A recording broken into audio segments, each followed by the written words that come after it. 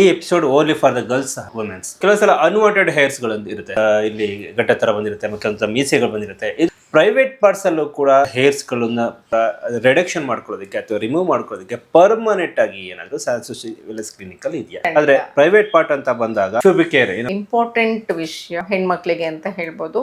Because ಒಂದು ನಾಚಿಕೆಯಿಂದ ನಾವು ಸುಮ್ಮನಾಗ್ತೀವಿ, ಅಥವಾ ಹೇಗೆಪ್ಪ ಹೋಗೋದು, ಹೇಗೆ ಕೇಳೋದು ಹೇಳೋ ಅನೀಸಿನೆಸ್ ಅಂತ ಇರುತ್ತೆ, ಅಥವಾ ಅದರ ಅವೇರ್ನೆಸ್ ಇರಲ್ಲ. ನೀವು ಕೇಳೋ ಕ್ವಶನ್ ಇದು ಅವೇರ್ನೆಸ್ ಕೊಡಕ್ಕೆ ಅಂತ ಇರುತ್ತೆ.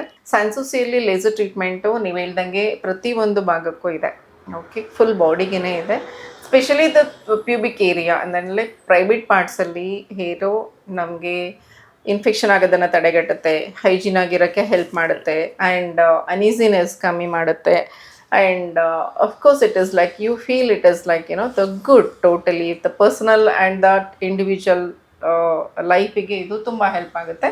ನಮ್ಮಲ್ಲಿ ಲೈಕ್ ದ ಅಡ್ವಾನ್ಸ್ ಲೇಸರ್ ಇದೆ. ಸೊ ಇದರಿಂದ ಅದರ ಗ್ರೋತನ್ನು ಪರ್ಮನೆಂಟ್ ಆಗಿ ರಿಡ್ಯೂಸ್ ಮಾಡ್ಬೋದು. ಇದು ರೈಟ್ ನ್ಯೂಸ್.